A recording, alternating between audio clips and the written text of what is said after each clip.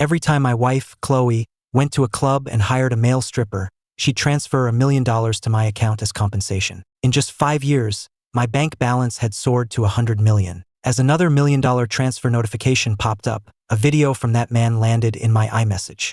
It was followed by a string of taunts. "Hey buddy, do you have any idea how obsessed Chloe is with me? We burned through 10 boxes of condoms in 2 days. Sorry man, Chloe's all mine again tonight. She's stepping out to call you right now. You might want to brace yourself." Almost instantly, my phone rang, the screen flashing "wife." I took a deep breath and answered. "Honey, something suddenly came up at work. I need to go on a business trip." Before she could finish, I cut her off. "Just go." She was still trying to apologize as I ended the call. Then, I called my best friend, Alex, and asked him to help me fake a private plane crash so I could disappear. Alex's jaw hit the floor when he heard my request, just as it had when he first heard Chloe and I were getting married. I was a poor kid from a small town in Appalachia, while Chloe Sterling was a princess from Manhattan's high society. Our worlds were so far apart that no one ever imagined we would end up together. Some speculated Chloe was just looking for a novelty. Others whispered I was merely a stand-in for her unobtainable first love. There were even rumors she only married me because she lost a bet. But over the 3 years of our marriage, Chloe's actions seemed to prove them all wrong. She married me for no other reason than love, a love so intense it bordered on obsession. Beyond showering me with extravagant gifts, she established foundations for underprivileged children across the globe, all in my name. To spend more time with me, she even took on part-time jobs by my side. This debutante, who had probably never done a load of laundry in her life, gritted her teeth and worked with me for 2 solid years, her slender, violin-playing hands becoming rough with calluses. She replaced her entire personal staff with women. I never asked her to, but she insisted on reporting her every move to me and even installed a tracking app on her phone so I could check her location at any time. She was acutely aware of the chasm between our backgrounds and terrified of losing me, so she did all this to try and give me a sense of security. On social media, people called it a fairy tale romance, the ultimate triumph of true love. Our couple hashtag on Twitter went viral, eclipsing even A-list celebrities. But only I knew the truth. This perfect wife was secretly living a double life, having had twins with another man and started a second family behind my back. When this nightmarish truth finally reached me, the pain was so intense I collapsed and was rushed to the hospital. The moment Chloe heard I was admitted, she dropped a multi-billion-dollar deal in Europe and flew back immediately, staying by my side day and night. The first thing I saw when I regained consciousness was Chloe, her face etched with worry, holding my 4-line in her hands to warm the cold fluid before it reached my veins. "You're finally awake. You scared me half to death," she whispered, pressing my hand to her cheek, her eyes welling with tears. Looking into those eyes, brimming with genuine worry and fear, felt like a knife twisting in my chest. The love in her gaze was undeniable. She truly loved me. That's why, if I hadn't seen the disgusting videos and the paternity test report with my own 2 eyes, I would never have believed Chloe could betray me. I squeezed my eyes shut and turned my head away, hiding the tears that threatened to fall. Chloe, thinking I was just tired, gently squeezed my hand. "Ethan, I have wonderful news. The doctor just confirmed it. I'm 2 months pregnant. You're going to be a dad." The woman who was always so composed and cool in public was beaming like a child. "And our anniversary is in 5 days. It's a double celebration." My heart plummeted. Chloe and I had wanted a child for years, with no luck. So who was the father of this baby, me or Ryan? I gently touched her stomach, my eyes burning and a heavy sense of dread crushing me. "Why this child and why now? Why do you look so pale? Did someone upset you?" "I'll take care of them for you," she said. But all I could smell was a faint, unfamiliar perfume on her, mingled with the distinct scent of baby powder and lotion. I shoved her away violently and retched over the side of the bed. Thinking I was just sick, Chloe instinctively cupped her hands to catch the vomit, not showing a hint of disgust. I stared at her, stunned. I knew she was a notorious germaphobe, yet for me, she would do this. She had given me 3 years of her whole heart, and I had given her mine. I truly couldn't imagine my life without her. In that moment, I was ready to throw away all my pride, thinking that if Chloe would just cut ties with Ryan, we could go back to how things were. But a second later, her phone buzzed with a text and she rushed out, claiming an emergency at the office. 30 minutes later, a photo from Ryan appeared on my screen. Chloe, holding their twins, lovingly kissing each of their foreheads. That single image destroyed every last shred of hope I had. I checked out of the hospital in a stupor. Soon after, Ryan sent me another file, a 2.5-hour video. In it, he was dressed in a cat ear butler costume, while Chloe wore a blazing red dress, a table beside them covered in sex toys. They moved through every corner of the room in a frenzy of passion I had never witnessed. Every frame was agony, but like some kind of masochist, I forced myself to watch the entire thing. I'm not a man who cries easily, but by the end, tears were streaming down my face and my body was trembling uncontrollably. I still couldn't sever my love for her. After sitting in a daze for what felt like hours, I wandered into the kitchen and began to frantically stuff food into my mouth. I was abused as a child and nearly starved more than once, which left me with a terrible habit. Whenever I'm in emotional pain, I binge eat. I have no idea how much I consumed, but when I finally snapped out of it, a searing pain was tearing through my abdomen. My vision tunneled, and I was on the verge of fainting. I managed to crawl to the living room, but my first instinct wasn't to call 911, it was to call Chloe. The phone rang several times before she picked up. I was in too much pain to even speak. I wanted to tell her how much it hurt, to beg her to come home, but before I could get the words out, she cut me off. Her voice was strained, as if she was holding something back. "Ethan, this thing at work is really important." She let out a muffled groan, then her words came out in a rush. "I'm not coming home tonight." The line went dead, and I blacked out. When I woke up again, I was in a hospital room. Alex was sitting by the bed, his eyes red. "You scared the hell out of me, man. Do you have any idea how close you were to dying? The doctor said your binge eating caused severe pancreatitis. By the time you got here, part of your pancreas had already dissolved. Any later and they couldn't have saved you. And the surgery needed a signature from next of kin, but we couldn't get a hold of your wife anywhere. Should we try calling her again?" he asked. I just stared at the blank wall, then a hollow laugh escaped my lips as fat tears rolled down my cheeks. "Don't bother. Not anymore. Not ever again." The next morning, I forced myself to check out of the hospital. Chloe didn't get home until noon. She took off her coat, waiting for the winter chill to fade from her clothes before coming over to hug me. She opened her tablet and pointed to a picture of a private island. "Ethan, look, I just bought this island for our baby, and I've broken ground on a chain of amusement parks across the country, all to be named after him or her." She finished her excited speech, only then realizing I hadn't said a single word since she walked in. My face was ashen, my hand pressed against my stomach, and a cold sweat slicked my forehead. "What's wrong? Are you in pain? I'll take you to the hospital right now." Seeing my condition, she was so flustered her voice began to shake.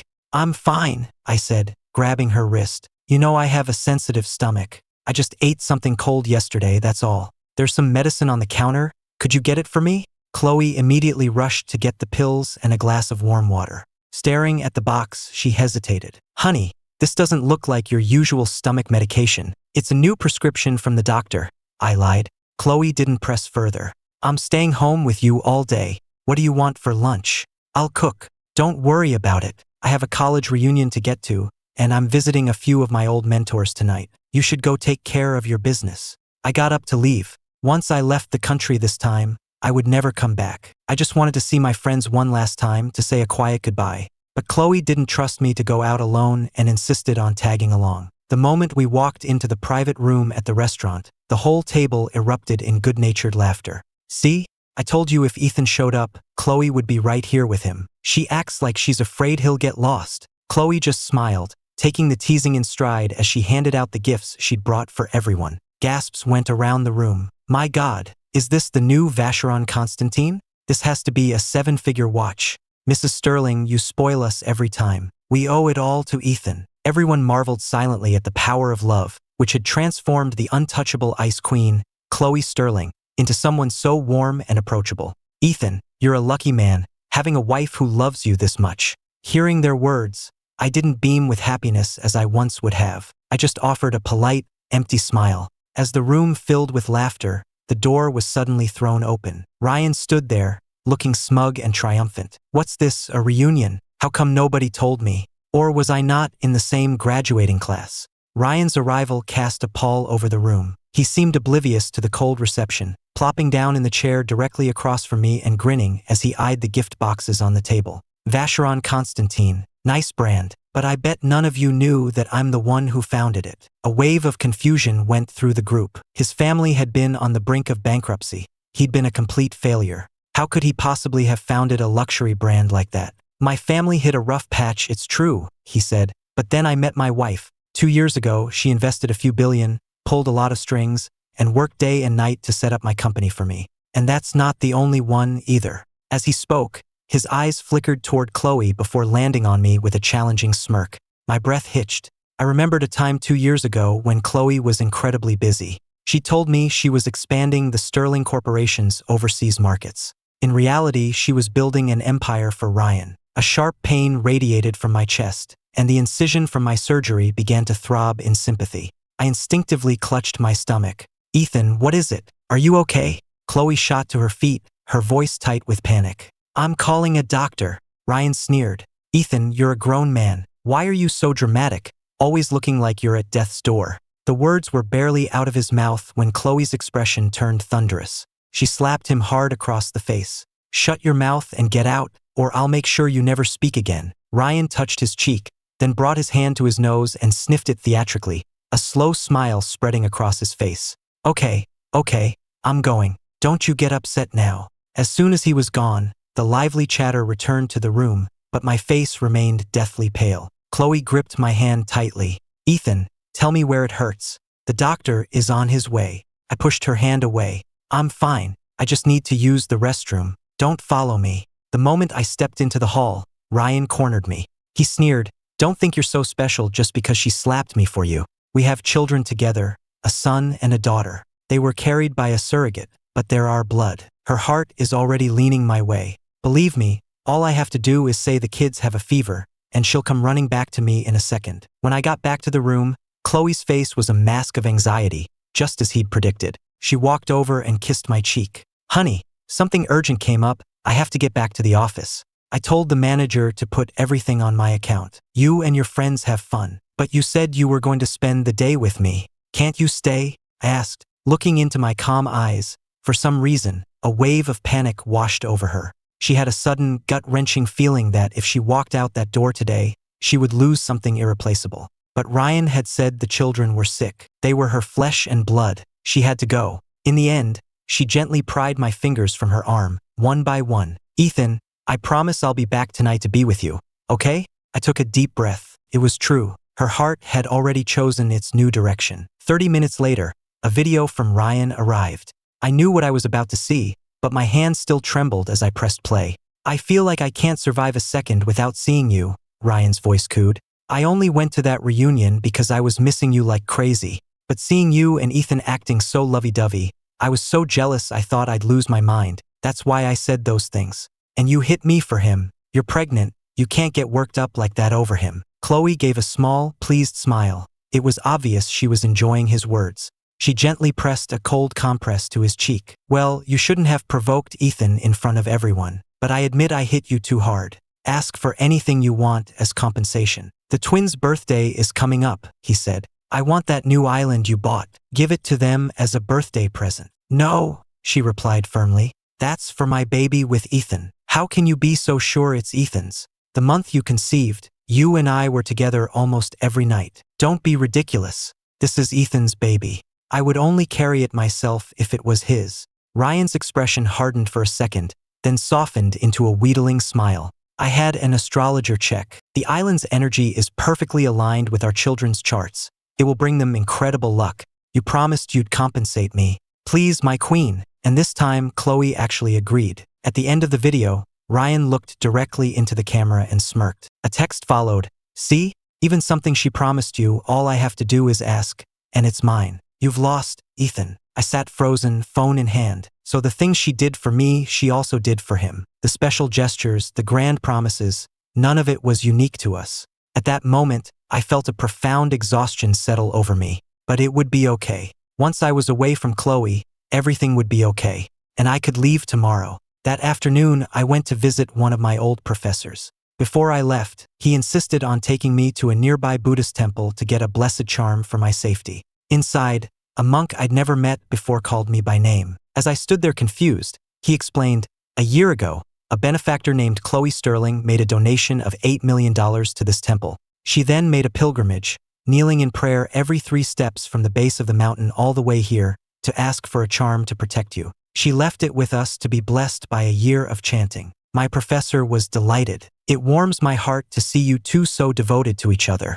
Now I can truly be at ease." I looked down, the fondness for our past clashing violently with the pain of her betrayal, churning up the calm I had fought so hard to find. The monk continued, "It is fate that you have come today. Please, take the charm with you." I accepted the charm and turned to leave, but the monk stopped me. "Wait, Mrs. Sterling requested 3 other charms as well. You should take them all." He handed them to me. When I saw the names inscribed on them, a bitter, self-mocking laugh escaped me. They were for Ryan and the twins. When Chloe got home that night, she found me already asleep. For years, we had a ritual of waiting up for each other, unable to sleep until we were in each other's arms. This was the first time I hadn't waited. A flicker of unease crossed her face. She wrapped her arms around me, burying her face in the crook of my neck. "I missed you so much, Ethan. It's only been a few hours, but it felt like an eternity.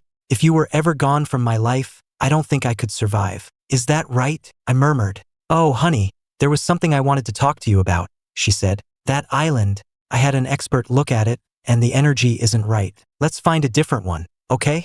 I closed my eyes, my voice flat. "Do whatever you want." Sensing the coldness and impatience in my voice, Chloe grew even more anxious. "Ethan," she asked timidly, "did I do something to make you angry?" "No, I'm just tired," I said, taking a deep breath. "Our anniversary is in a few days. I was thinking of taking the jet to Europe tomorrow afternoon. I ordered your gift from a place over there and I want to pick it up in person. But you're still recovering. That's a 15-hour flight each way. It's too much for you. Why don't I go?" she offered. I gave a small smile. An anniversary gift has to be picked up personally. Hearing that, her heart melted. She would have given me anything in that moment. "Okay, whatever you want, honey." The next morning, Chloe made breakfast and left early, saying she had work to do at the office. As soon as she was gone, I began to pack. I went to her closet, pulled out every piece of clothing I had ever designed and made for her, and methodically cut each one to shreds before dumping them in the trash. I gathered all the expensive gifts she'd ever given me and distributed them among the household staff. The 16 photo albums we had filled over 3 years, the ones we promised we'd look through together when we were old and gray, I tossed them into the fireplace. Just then, Chloe returned, having forgotten an important file, and saw our memories burning in the hearth. Her mind went completely blank as she instinctively plunged her hands into the flames to pull out what was left. Her voice trembled as she looked at me. "Why would you burn them?" I forced a smile. "No reason. I just thought they were unflattering photos, didn't want to keep them around. We have our whole lives to take better ones. Why did you stick your hands in there? Look, you're burned. Let me call a doctor." Seeing the concern in my eyes, the panic in her heart began to subside. She started to pout playfully. "Kiss it and make it better, honey. You're such a child," I said, subtly moving to stand in front of the trash can, blocking her view of the shredded clothes inside. After grabbing her file, Chloe kissed my forehead. "I'm off to the office. I'll be back for lunch." Shortly after she left, another iMessage from Ryan popped up. "Your wife is here with me. There's quite a show today if you want to see it." I pressed my lips together. So every time she said the office, she meant Ryan. I knew going there would destroy me, but I went anyway. It was the twins' birthday. Chloe was there with her parents, the whole Sterling clan, and all their friends, gathered for a lavish celebration. The staff addressed Ryan as Mr. Sterling, and Chloe didn't correct them. Instead, she just exchanged a soft, knowing smile with him, her eyes full of warmth. Chloe's parents beamed at Ryan with a warmth I had never seen them show anyone. "If it weren't for Ryan," her father said, "we'd never have these beautiful grandchildren to dote on." Her mother added, "Chloe, dear, make sure you take good care of Ryan. Don't you neglect him, you hear?" Chloe just smiled and nodded. "When have I ever treated him poorly? Anything Ethan has, Ryan has too. Clothes, watches, houses, cars. I always buy 2 of everything." I thought I had prepared myself for anything, but hearing those words, something inside my head shattered. Every loving memory we ever shared was obliterated in that instant. So everyone knew, and for a long time, everything I thought was special and unique to us was a lie. Everything she gave me, she also gave to Ryan, and the things she didn't give me, he got those too. I ducked behind a column outside the ballroom, where I overheard Chloe talking with her cousin, Jessica. "Chloe, are you really going to live like this forever?" Jessica asked, frowning. "You can't keep a secret this big forever. Ethan is going to find out eventually." "I love Ethan," Chloe said, "but Ryan is the father of my children. I can't just cast him aside. I think we can make this work for the rest of our lives. But what if he does find out? What's your plan then? You're cheating on him, Chloe. It's not fair to him. That won't happen. It's been working for 2 years, hasn't it?" Chloe sounded confident. I know I've wronged Ethan. I'll just have to love him twice as much to make it up to him. Jessica rolled her eyes. You think you can compensate for cheating with money? Look, I'm only telling you this because we're family, but Aunt Isabella is coming back from Europe soon. You know how traditional she is. She despises this kind of behavior. You'd better get your affairs in order, because if she finds out, she will blow the whole thing wide open. I slid down the column until I was slumped on the floor. My heart was so pained it had gone numb. All I felt now was a profound sense of disgust. I stumbled away, but the relentless psychological blows of the past few days were too much. My vision went black and I collapsed. When I came to, I was in an unfamiliar room. A woman in a tailored designer suit sat on a sofa near the bed, a pair of rimless glasses perched on her nose. She was reviewing a thick file, her face impassive, but her striking, sharp features radiated an intense, commanding presence. I sat up, disoriented for a moment, before recognizing her as Chloe's aunt, Isabella Thorne. She ran her business empire from Europe, and I'd only met her a handful of times. All I really knew was that Chloe was slightly terrified of her.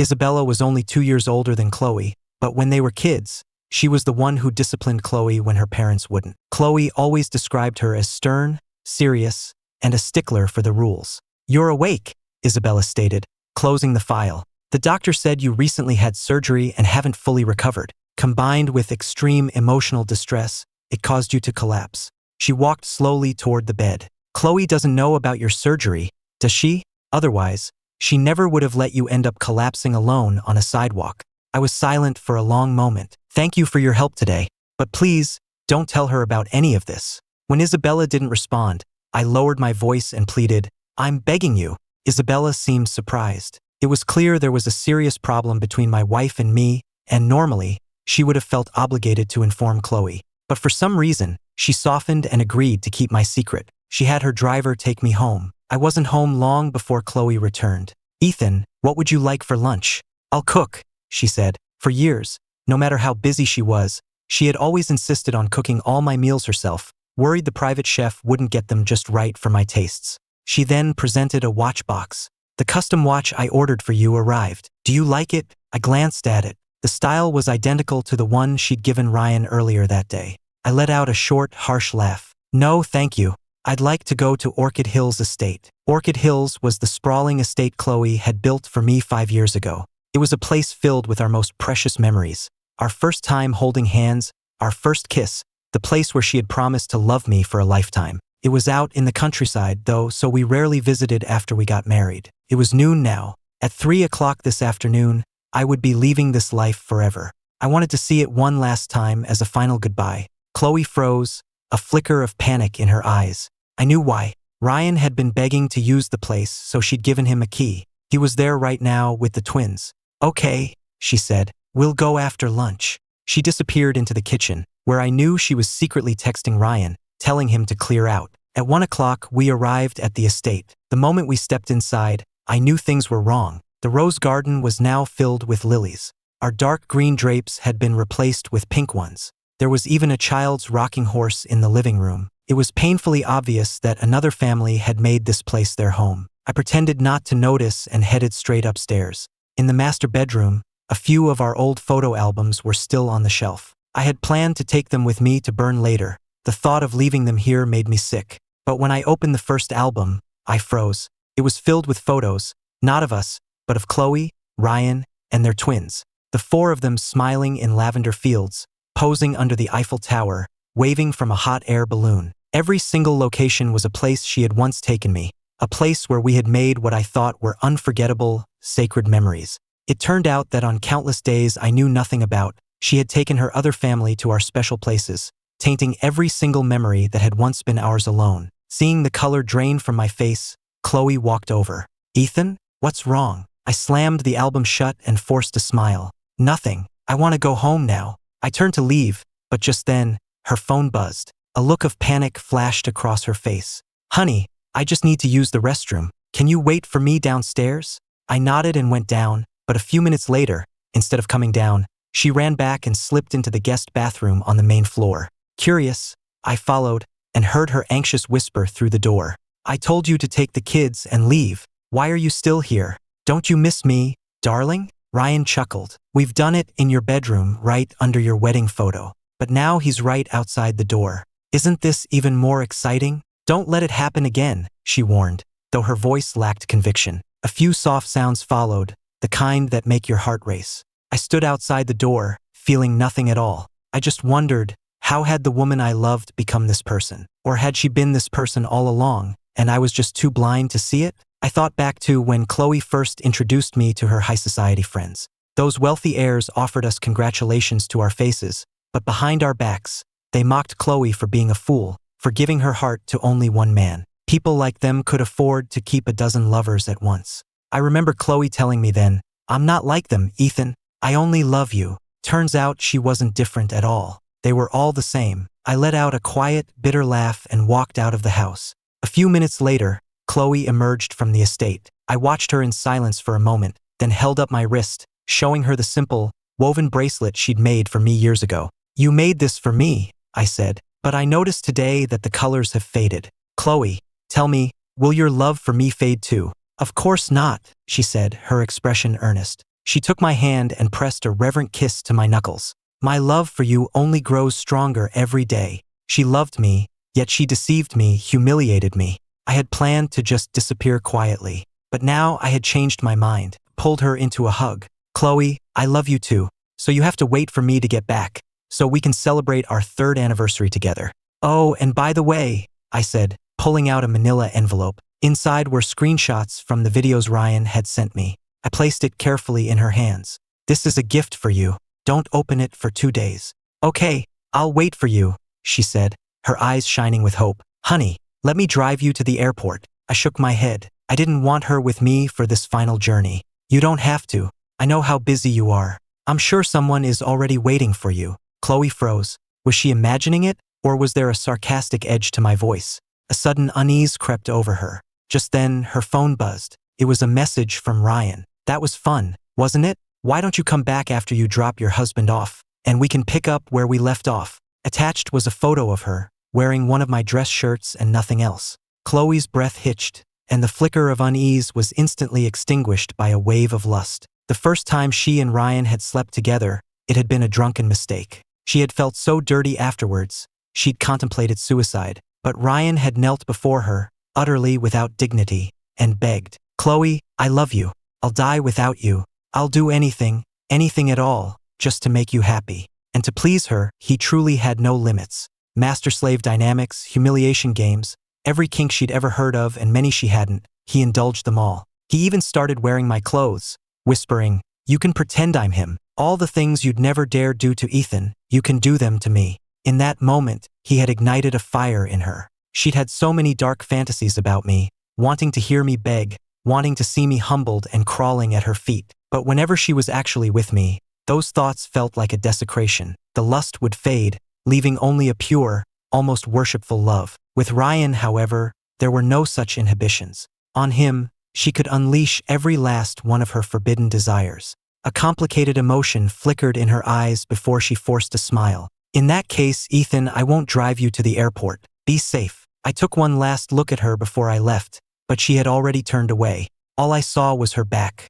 I whispered, "Goodbye, Chloe, and maybe good riddance." A few hours later, as Chloe lay in bed with Ryan at Orchid Hills Estate, her phone rang. It was her assistant. "This had better be important," Chloe snapped, annoyed at the interruption. Her assistant's voice was shaking. "Ma'am, we just got a report. Mr. Thompson, his plane, it went down over the Pacific Ocean just after leaving U.S. airspace." Chloe's pupils contracted, and the blood in her veins turned to ice. "What did you just say? Honey, what's wrong?" "Don't stop now," Ryan purred, his body winding around hers like a snake.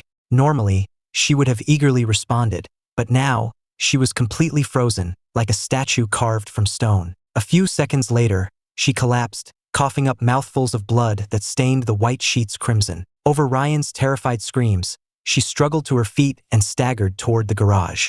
Ethan couldn't be gone. It wasn't possible. She had to find him herself. Once in the car, she saw the manila envelope I'd left for her, still sitting on the passenger seat. A visceral, twisting pain seized her from the inside out. She gasped for breath, but it felt like she was inhaling shards of glass, the agony spreading through her entire body. How could she have let me fly alone? Why hadn't she insisted on sending an experienced crew with me? Why? Because a person's attention is finite. She had been so consumed with planning the twins' birthday party that she'd let a crucial detail like my safety slip her mind. The search and rescue operation continued for 2 full days, covering hundreds of square miles of ocean, but they found no signs of life. The lead rescuer chose his words carefully, knowing the whole world was aware of our famous love story. Mrs. Sterling, when a plane goes down in the open ocean, the chances of survival are virtually zero. I'm so sorry, but Mr. Thompson has likely been lost. Tears streamed down Chloe's face. She was so weak she could no longer stand, held up only by the people on either side of her. But when she heard the word, lost, something snapped. She lunged at the rescuer, grabbing his collar, her eyes bloodshot and wild. You're lying. How dare you say that about my husband? He's not dead. He's not dead. Don't you dare say he's dead. Her assistant finally managed to pull her away. Chloe stood there for a long moment, then murmured to herself, "Today is our anniversary. He told me to wait for him." She had planned a massive celebration. Now it was a wake. She didn't stay at the search site. Instead, she went to the grand ballroom she had booked for our party. Staring up at the enormous wedding portrait hanging in the center, her tears began to fall again. The thought that at the very moment my plane was going down, she was in bed with Ryan, made her wish she could die.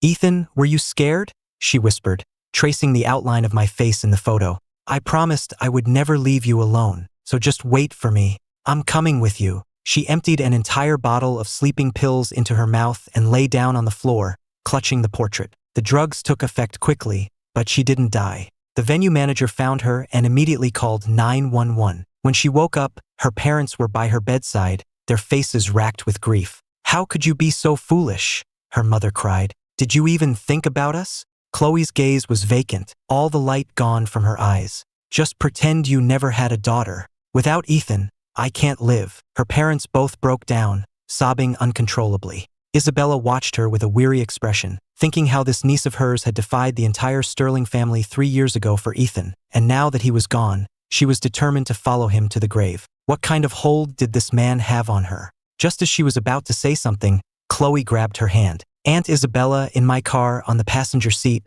there's an envelope. Can you please get it for me?" It was the last thing he had given her. She had no will to live, but before she died, she wanted to see his final gift.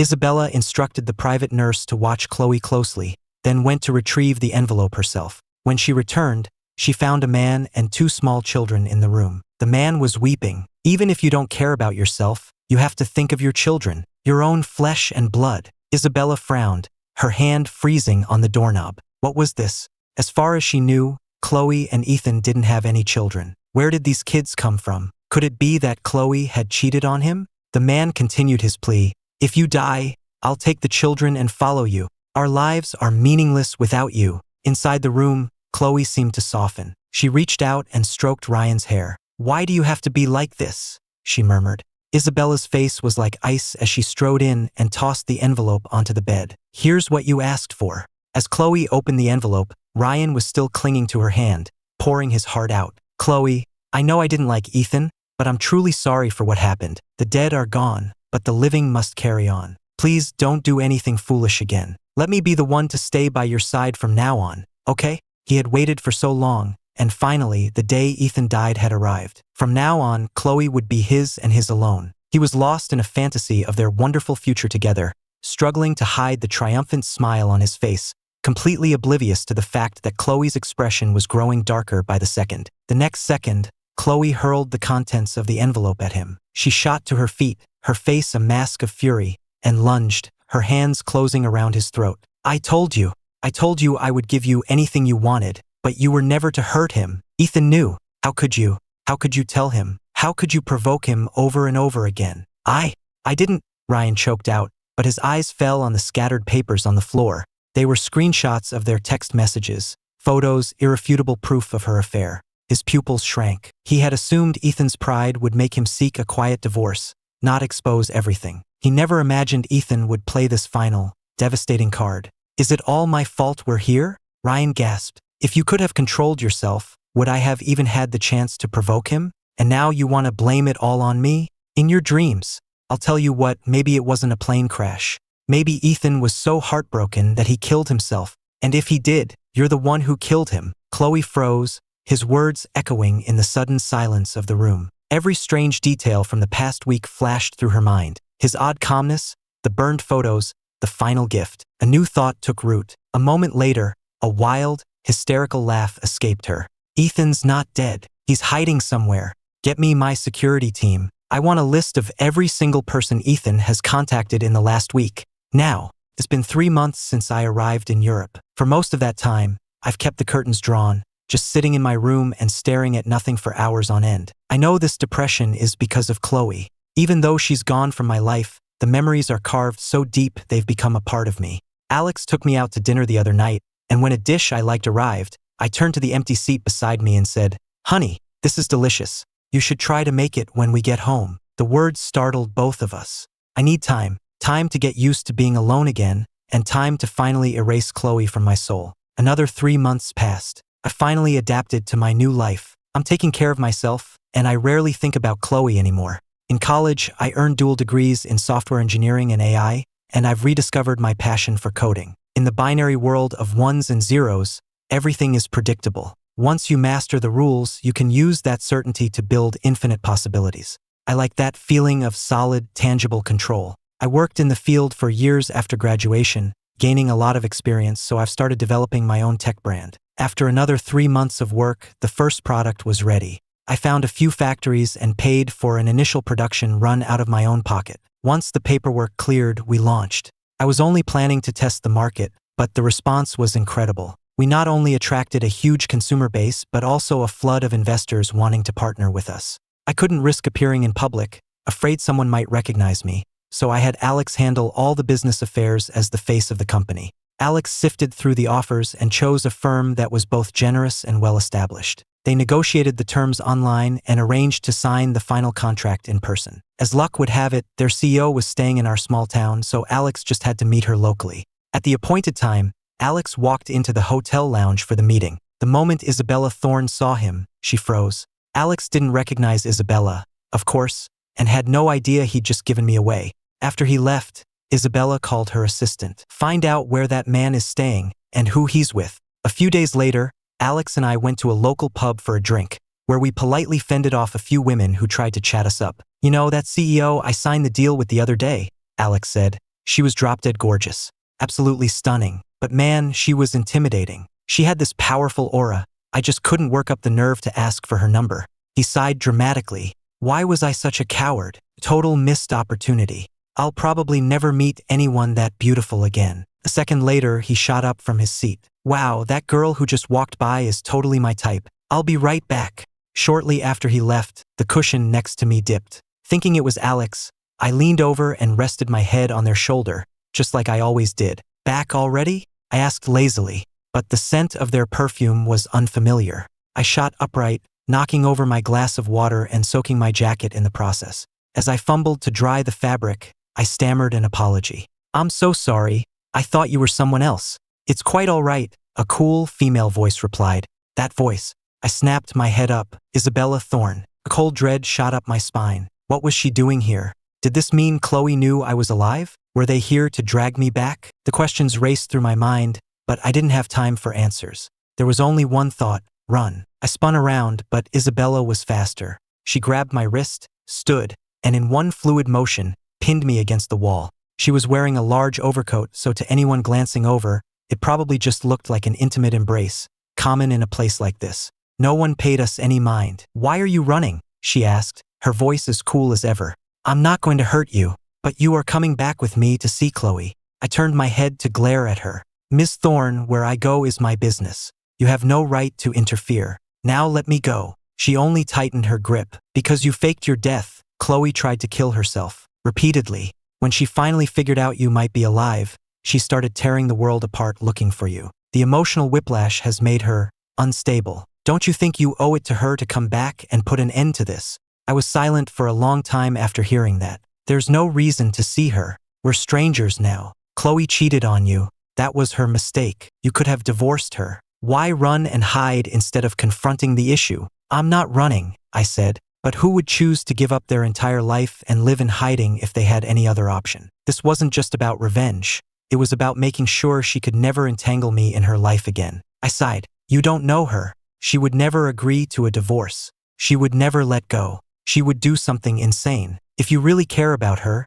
you'll pretend you never saw me. I'm afraid I must refuse your request. You're coming with me. Fine, I said, my voice low and cold. But if you force me to go back, all you'll be taking is a corpse. You! Isabella was so shocked she instinctively loosened her grip. In that split second of hesitation, I broke free and ran. Alex and I booked a flight that night and flew to another country. The day after we got settled, I opened the front door to find 2 neat rows of bodyguards lining the walkway. A luxury sedan pulled up, and Isabella stepped out. What the hell do you want from me? I asked, exasperated. I'm here to propose a deal, she said calmly. I want you to stay somewhere I can keep an eye on you. In exchange, I will give you full access to the core technologies of every tech firm I own. She had clearly done her research. She knew my passion for technology, and she knew she was making an offer I couldn't possibly refuse. Of course, you are free to refuse, she added. But no matter where you go, my people will be there. It seems to me that accepting my offer is the more logical choice. I cursed her under my breath for the ruthless businesswoman she was, but I had no choice. I agreed to her terms.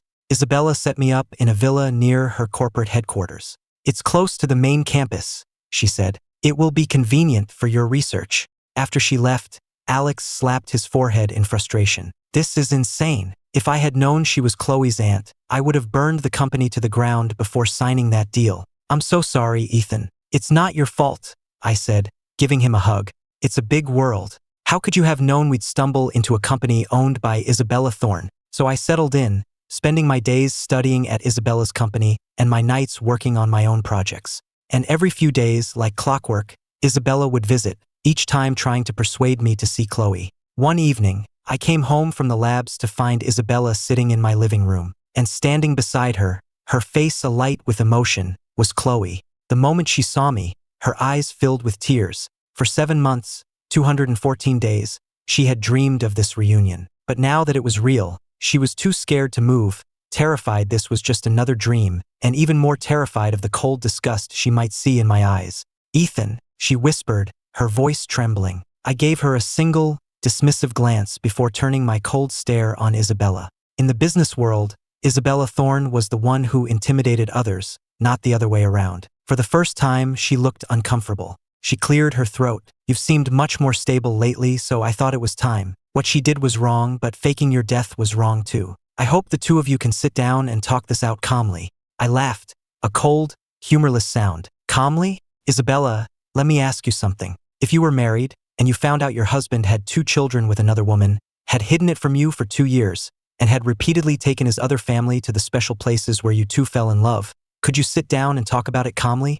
Isabella was speechless. Beside her, Chloe lowered her head, her face as white as a sheet. I faked my death because I wanted nothing more to do with you, ever again. But since you've found me, let me make myself perfectly clear. There is no future for us. Don't delude yourself into thinking you can harass me into forgiving you or that we can ever fix what's broken. I paused for a beat. That day at Orchid Hills, when you and Ryan were in the bathroom, I was standing right outside the door. I heard everything. I will never, ever forget that. If you have any shred of decency or respect for what we once had, you will stay out of my sight. Because every time I look at you now, I remember that day, and it makes me physically sick.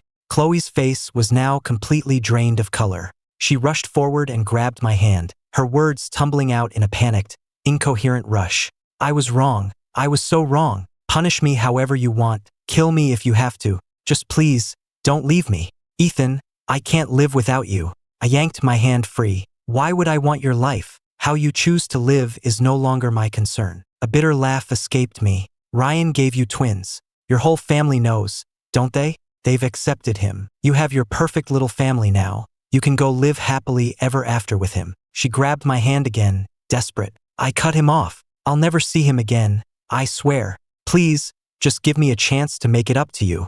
She was so desperate she started to sink to her knees, but I hauled her back up. Are you deaf? I said it's over. There is no chance for us. Stop this pointless groveling. I can't lose you. Chloe sobbed, her words lost in a torrent of tears. Standing off to the side, Isabella sighed. Though she was only a couple of years older, she had watched Chloe grow up, and she had never, ever seen her so broken and pathetic. I, on the other hand, was reaching the end of my rope with Chloe's incessant begging. In a moment of cold calculation, I shoved Chloe away, grabbed Isabella by the lapels of her suit, and, as she stared at me in stunned confusion, I kissed her hard on the mouth. Chloe's sobbing stopped instantly. "It's over between us," I said, turning back to Chloe, "because I'm interested in your aunt now." Isabella's eyes widened in shock, and what little color was left in Chloe's face drained away. "Ethan, don't say things like that just to hurt me," Chloe pleaded. "Why? You don't believe me?" I shot back. "Your aunt is successful. She's beautiful, and most importantly, she's clean. Is it really so strange that I'd be interested in her?" For the first time, Isabella's icy composure shattered. She stumbled backward, her expression a mixture of anger and utter confusion. Isabella had never been that physically close to a man in her entire life. Never in her wildest dreams did she imagine she would be kissed by her niece's estranged husband. She shoved me away hard. You, she stammered, unable to form a coherent sentence. A storm of emotions raged within her, and with no other outlet, she spun on her heel and stormed out, slamming the door behind her. I turned back to Chloe with a smirk. "Do I need to prove it to you further?" She collapsed onto the floor, her face a deathly white. She knew me too well. One look in my eyes and she knew exactly what I was doing. She knew I was just trying to hurt her, to make her finally give up. But even knowing it was a lie, the sight of me kissing another woman was still a pain so sharp she couldn't breathe. A sudden thought struck her. When I first found out, when I saw those videos of her and Ryan, was my pain 1,000 times worse than what she was feeling now? She squeezed her eyes shut as tears streamed down her face. She had no one to blame but herself. She had single-handedly destroyed everything. The next day, I went to Isabella's corporate campus as usual. I ran into her waiting for the elevator. The moment she saw me, her face cycled through shades of white, red, and purple. After a few seconds of tense silence, she turned with a grim expression and headed for the stairwell. 20 minutes later, her assistant staggered out of the stairwell after her on the top floor, gasping for breath and silently cursing his boss for taking the stairs up 20-something flights. When I got back to the villa that evening, the house was filled with the smell of a home-cooked meal. I assumed it was Alex in the kitchen, but then Chloe emerged, wearing an apron and carrying a platter of food. "You're home," she said with a smile. "Dinner's ready. Go wash up." For a moment, lost in the steam rising from the food, I felt a disorienting sense of déjà vu. This exact scene had played out countless times over the past 3 years. No matter how busy she was, Chloe always made sure to be home before me, cooking dinner. The smell of food and the warmth of her embrace when I walked through the door, that used to be my definition of happiness. But after everything that had happened, that life was gone forever. I picked up the plate of food she had just set down and scraped its contents into the trash can. "I thought I made myself clear yesterday," I said. "Don't waste your time with pointless gestures like this." The color drained from Chloe's face, her smile freezing in place. But after a moment, she forced it back. "You must not like this dish. I'll go make something else." "Chloe, do you need me to repeat everything I said to you yesterday?" "You can say it as many times as you like," she replied, her voice steady as she carried the empty platter back to the kitchen. "But I won't listen. I'm not leaving you and I'm not giving up. So from now on, I'm staying here to take care of you. I'll stay until you forgive me, or until the day you die." "You're going to stay here? Fine. If you won't leave, I will," I declared. I had barely taken a step toward the door when she spoke again, her voice soft but laced with steel. "Your friend Alex, your other friends, your old professors back in the States. If you disappear from my life again, I will personally ensure that they are ruined, that they have nowhere left to go." "Chloe, have you no shame?" I snarled. "I don't want to do this," she said, her hands moving deftly as she chopped vegetables, though her rhythm faltered and she nicked her finger. She stared at the drop of blood for a moment before continuing. "But it's the most effective way to make you stay, isn't it?" I didn't answer. The large house was filled with a heavy silence. She quickly prepared another meal, but I had no appetite. I didn't even want to look at her. I just went upstairs to bed. I lay awake all night, finally drifting off as the sun came up. The ringing of my phone woke me just before noon. "Why aren't you at the office today?" Took me a second to realize it was Isabella on the line. "Why do you care if I come in or not?" I snapped. "Do I need to report my every move to you? Don't you have better things to do?" Isabella was taken aback by my hostility. Before she could reply, I hung up. Staring at her phone screen, she let out a short, incredulous laugh at her own behavior. Had she lost her mind? What did it matter to her if I showed up or not? Why had she felt the need to call and check on me, only to get an earful for her trouble. Now wide awake and thoroughly annoyed, I couldn't get back to sleep. I got up, showered, and went downstairs. Chloe had lunch ready and was waiting at the table. When she saw me putting on my jacket, she stood up and asked timidly, "Ethan, lunch is ready. Aren't you going to eat at home?" "The sight of you kills my appetite," I said coldly. "If I have to eat here, I'll eventually starve to death." "Then, please come home early tonight," she whispered. My only reply was the sound of the front door slamming shut. I left the villa with no appetite, just a gnawing irritation. I used to be baffled by Alex's on-again, off-again relationship with his girlfriend. If you don't love someone, leave. If you do, stay. Why the endless drama? Now I get it. Love has an inertia. Even when you've decided to let go, it keeps pulling at you, tearing you apart. Agitated and restless, I ended up at the most exclusive private club in the city and ordered a dozen models to my suite. One of them came over, and as I took a sip of my drink, she leaned in to kiss me. I didn't pull away, but just as our lips were about to meet, the door was kicked open with a loud bang. A hand shot out and yanked the model away from me. Isabella's face was a frozen mask of fury. She swept her gaze over the other models in the room. "Out," she commanded. Then she turned to me. "Do you have any idea what you are doing?" Leaning back on the sofa, I took another drink. "I do. But what business is it of yours?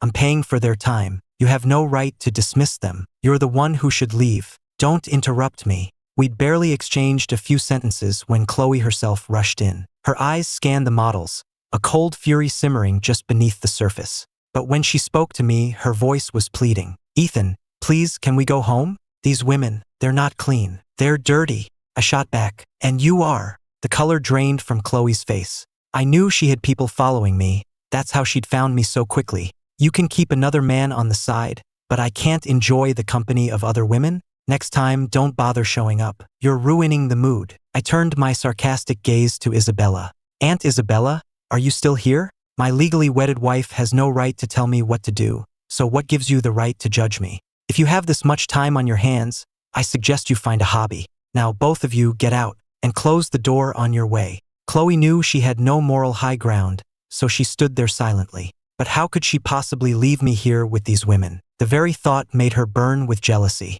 Beside her, Isabella's chest rose and fell with suppressed anger at my words, but she was even more furious with herself. She had come to this club for a business meeting, but the second she saw me with that model, she had stormed in without a second thought. She had no idea what had possessed her. Just as the tense standoff reached its peak, another man burst into the room. He immediately fell to his knees and grabbed Chloe's legs. "Chloe, how can you be so heartless?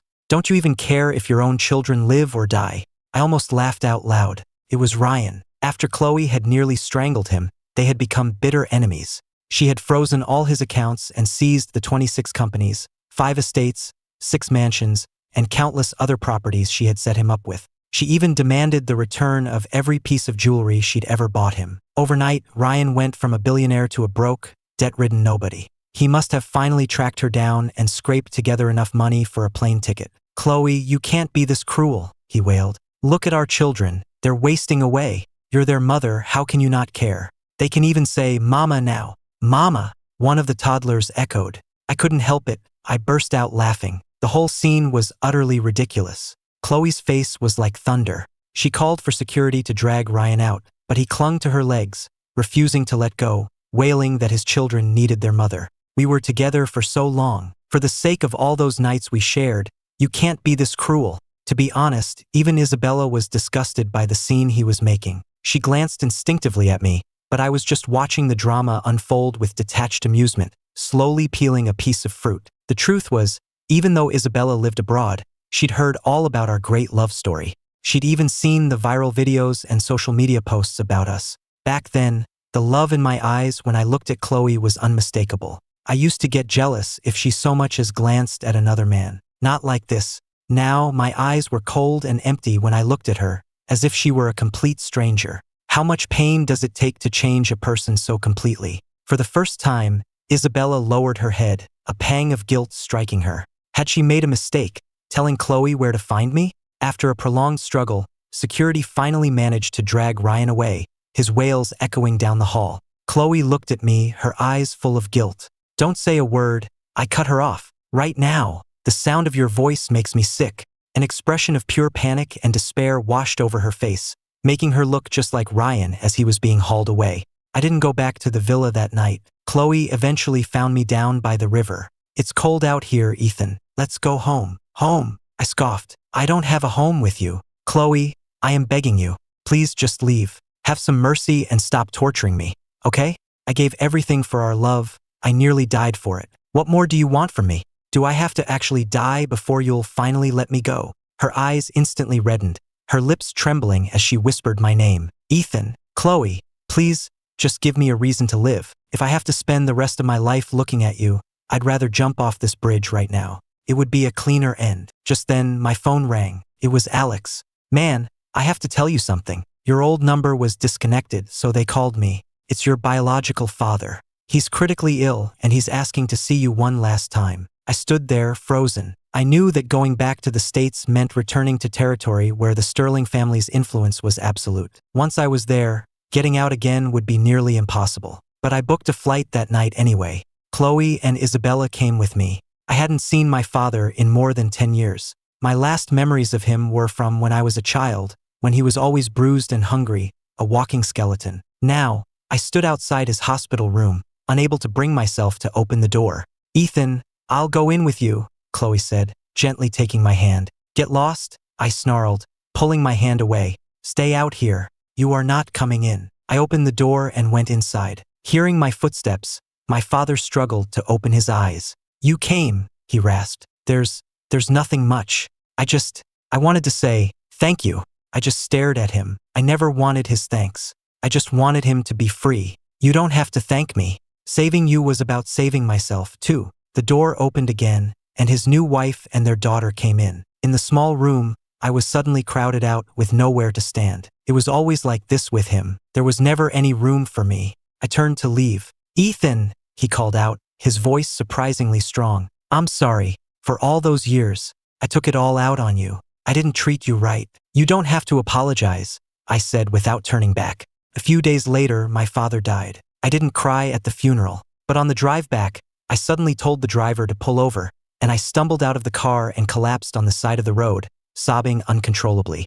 Isabella got out of the car and moved to drape her coat over my shoulders, but Chloe stepped between us, blocking her hand. She felt her aunt was being far too concerned about her husband. It was one thing for her, his wife, to be here, but for Isabella, a distant relative by marriage, to drop multimillion-dollar deals to fly across the world? Chloe couldn't help but suspect she had ulterior motives concerning me. She fixed Isabella with a cold, hostile stare. "I can take care of my own husband. I don't need your help, Aunt." She then turned to embrace me, but I shoved her away.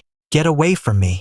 If you have any pity at all, Chloe, just leave me alone today. The sight of you makes me sick." Chloe's hands froze in midair. A sharp pain lanced through her chest. Had she really become that repulsive to me? Was there truly no hope of ever winning me back? Her shoulders slumped as she turned and walked heavily back to the car. For the next few days, I refused to see her, and she was smart enough to stay away. But the house I was staying in was surrounded, 3 layers deep, by her security personnel. Chloe had placed me under house arrest. 2 weeks later, Chloe appeared in my room late at night. She sat on the edge of the bed, gently stroking my cheek. "You've gotten so thin," she murmured. "How long do you plan on keeping me here?"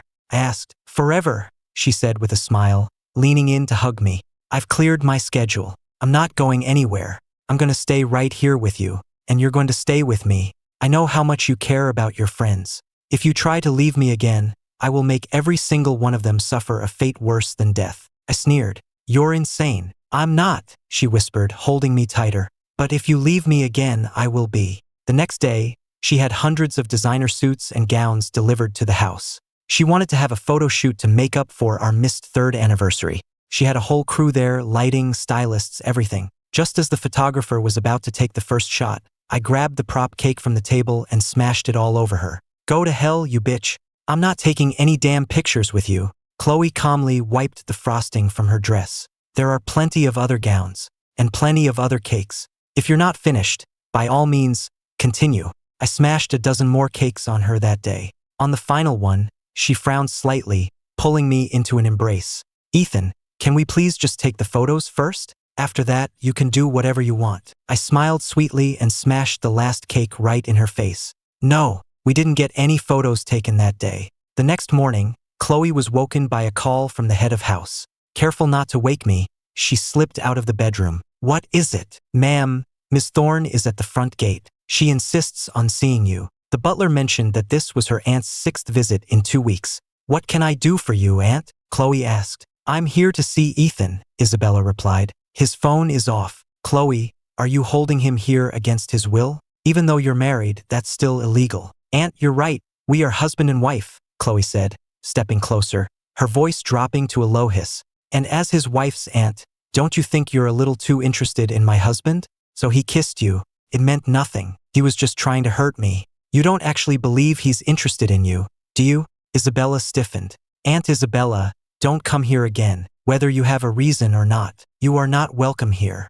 As Chloe walked back to the house, the thought of another woman wanting her husband ignited a fire of jealousy so hot she felt it might consume her. No, it wasn't safe here. She would take me to the private island she'd bought. She immediately called her assistant to make the arrangements. She was busy for the next few days preparing for the move. The day before we were scheduled to leave, her assistant called in a panic. Ryan had shown up at the Sterling Tower. He was on the roof with the twins, threatening to jump if she didn't come see him. With a dark expression, Chloe rushed to her office. Shortly after Chloe left, Isabella and her security team forced their way onto the property. She found me standing on the balcony. She stood beside me in silence for a long moment, until I finally turned to her with an impatient glare. What do you want? Taking a deep breath, she finally spoke. Do you remember, when you were a little boy, you saved a girl who had been kidnapped? My eyes widened. That was you? You remember me? Of course I remember you, she said, a faint, sad smile on her lips. You promised someone would come for us. You're not just saying that, are you? I asked, stunned. Of course not, she insisted. I kept my promise. I promised I'd get help, she continued. But we waited and waited. A month went by, then a year, and no one ever came. My father grew to hate me for it. He said I was a liar, just like my birth mother. I never saw him smile again after that. Isabella quickly explained. I did call the police. I swear I did, but I got very sick right after, and by the time I recovered, I couldn't remember the exact location of that town. I've been looking for you ever since. I turned away with a sneer. It doesn't matter anymore. But now I almost wish I'd never helped you. Maybe then my father wouldn't have hated me, and I wouldn't be trapped here now with that disgusting woman. Isabella stood frozen, a sharp pain tightening in her chest. Wait, she said, stepping in front of me. I'm so sorry. I can't change the past, but I can help you now. If you want to leave, I'll get you out of here, right now. Chloe threatened my friends, I said. If I leave, can you guarantee she won't hurt them? I can, Isabella promised without hesitation. I'll trust you one last time, I said. I had no other choice. Meanwhile, Chloe arrived on the rooftop of the Sterling Tower. She looked at Ryan, who was standing on the other side of the safety railing, her eyes filled with ice. You dare show your face to me again? If he hadn't shown up at the club, things between her and Ethan might not have gotten so much worse. Ryan looked at her, his face a mask of desperation. Chloe, we have 2 children. Are you really going to abandon us? After everything, he knew she was ruthless and couldn't be trusted. But he'd been pampered his whole life, first by his parents, then by her. He had no skills other than spending money. He couldn't support himself, let alone 2 toddlers. His only option was to throw himself at her mercy and pray she still had some lingering affection for him. Chloe let out a cold laugh. If you hadn't deliberately driven a wedge between us, Ethan and I would never be in this position. I ought to kill you myself. As for the children, they're nothing but a complication. Frankly, I don't care if any of you live or die. Her dismissive, disgusted words shattered his last sliver of hope. He collapsed onto the rooftop, his eyes vacant with despair. It was over. In that final moment of hopelessness, a new, burning rage filled him. You bitch, am I the one who ruined your marriage?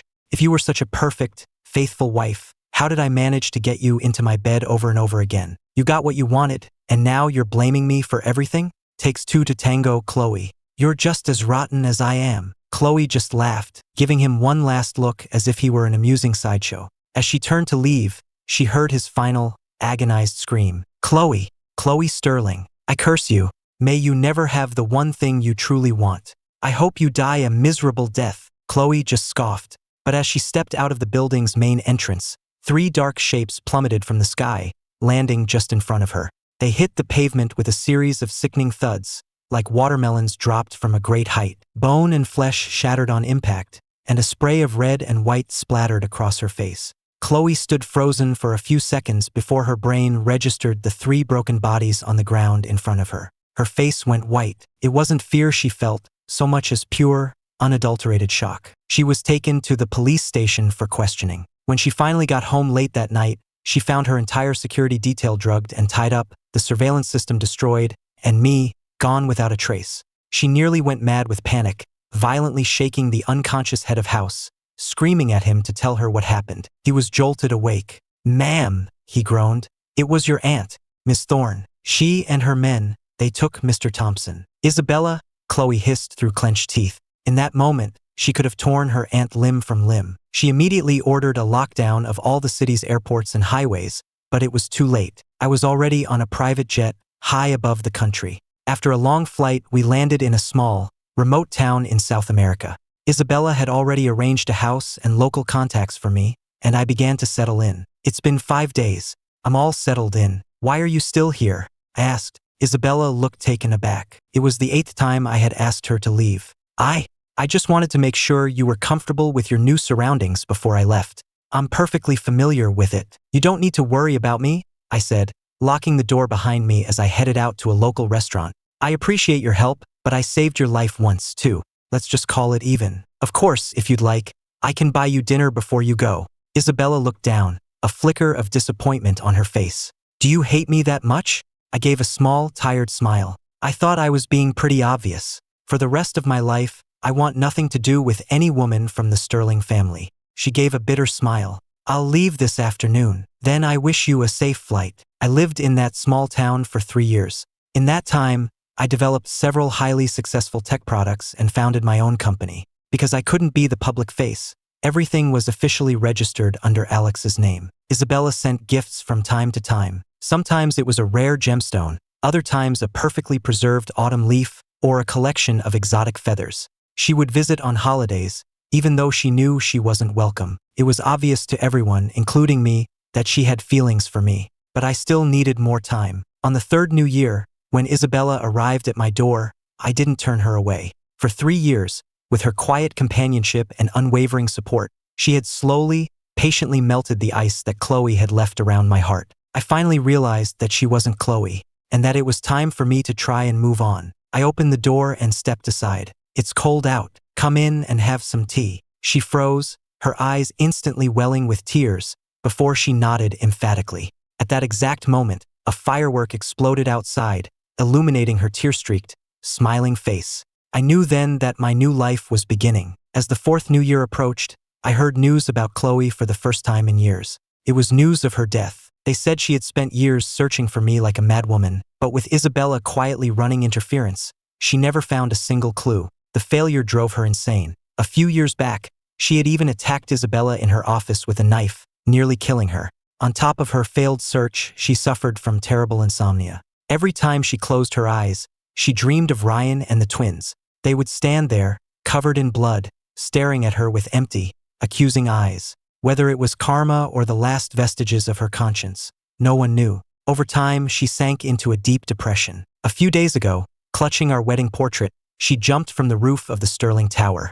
I flew back for the funeral. The priest read her suicide note. It was short. "The moment I was unfaithful, I thought it was a small, secret mistake I could control. But I see now that was the moment I threw my entire life away. I'm sorry." She was gone, and with her all the anger and resentment. All I could think of was the day we met when we were 18. A blushing Chloe Sterling had stood before me and asked, "Hi, can I get your number?" The sun had caught the side of her face just as it was now shining down on her casket.